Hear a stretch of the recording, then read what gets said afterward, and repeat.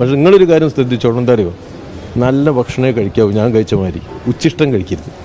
അത് നിങ്ങൾക്കുള്ളതാക്കിയതാണ് കേട്ടോ. ചർച്ചാ വിഷയമാണ്. അങ്ങനെ വീട്ടിലെത്തുന്നു. അതിൽ പങ്കെടുത്തവരിൽ പല പാർട്ടിയിൽ നിന്നുള്ളവരുണ്ട്, വിശേഷിച്ച് മുസ്ലിം ലീഗിൽ നിന്നുള്ളവരുണ്ട്, SDP ഉണ്ട്. അത് വലിയൊരു ചർച്ചാ വിഷയമായി മാറുകയാണ് സമൂഹ മാധ്യമത്തിൽ. എന്താണ് ഈ വിഷയത്തിൽ ഒരു പ്രതികരണമുള്ളത്? ഇല്ല, അതിലൊന്നുമില്ല. നമ്മൾ ഭക്ഷണം കഴിക്കൂലേ, നമ്മൾ സുഹൃത്തുക്കൾ വിളിച്ചാൽ നമ്മൾ അവിടെ പോയി ഭക്ഷണം കഴിക്കും. സ്വാഭാവികം. അതിപ്പോൾ എല്ലാവരും കഴിക്കില്ലേ, നിങ്ങൾ കഴിക്കൂലേ? മാധ്യമപ്രവർത്തകന്മാരെ ഒരാൾ വിളിച്ചാൽ നിങ്ങൾ പോയി ഭക്ഷണം കഴിക്കില്ലേ? നമ്മളെല്ലാവർക്കും ഉള്ളൊരു മൗലിക സ്വാതന്ത്ര്യമല്ലേ? സൗഹൃദം, ഭക്ഷണം, ചടങ്ങുകൾ, സാമൂഹ്യമായ ഇടപെടലുകൾ, ഇതൊക്കെ നമ്മൾ ഒരു മനുഷ്യാവകാശമാണ്. ഏത് മനുഷ്യനും അത് നമ്മളൊരു സുഹൃത്തുക്കളനുസരിച്ച് നമ്മൾ പോകും, ഭക്ഷണം കഴിക്കും. അതിൽ രാഷ്ട്രീയമില്ല, അത് മനുഷ്യ സഹജമായ ഒരു കാര്യം മാത്രം. എന്നാലും സ്വാഭാവികമായിട്ടും നമ്മളെ വ്യക്തിപരമായിട്ട് സ്വാഭാവികമായിട്ടും അത് രാഷ്ട്രീയമായിട്ട് ഞങ്ങളൊക്കെ എതിർക്കുന്ന ആളുകളുണ്ടാവും, എതിർക്കുന്ന ഘടകങ്ങളും ശക്തികളും ഉണ്ടാവും. ആ എതിർക്കുന്ന ശക്തികൾക്ക് സ്വാഭാവികമായിട്ടും രാഷ്ട്രീയ താല്പര്യങ്ങളുണ്ടാവും. ആ രാഷ്ട്രീയ താല്പര്യമാണ് അതിൽ പ്രകടമാവുന്നത്.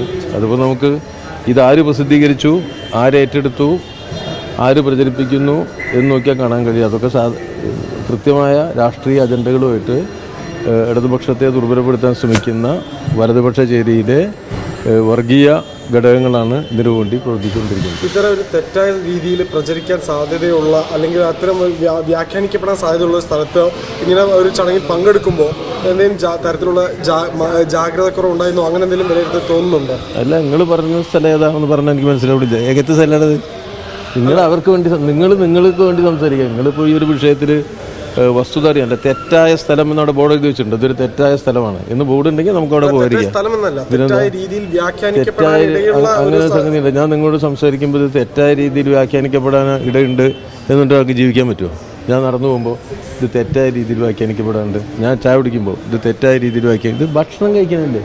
ഭക്ഷണം എവിടുന്ന് കഴിക്കൂലേ? നമ്മൾ ഒരാൾ വിളിച്ചാൽ നമ്മൾ ഭക്ഷണം കഴിക്കൂലേ? ഭക്ഷണം കഴിക്കുന്നതിന് ഒരാളൊരു വീട്ടിൽ പോയി ഒരു ചടങ്ങിൽ ഭക്ഷണം കഴിച്ചു എന്നുള്ളതിൽ ഞങ്ങളെ പാർട്ടിയുടെ ജില്ലാ കമ്മിറ്റി മെമ്പറുടെ അനിയൻ്റെ വീട്ടിലാണ് ഭക്ഷണം കഴിക്കുന്നത്, അല്ലാതെ കള്ള് ഷാപ്പിലല്ല, അല്ലെങ്കിൽ വേറെ സ്ഥലത്തല്ല.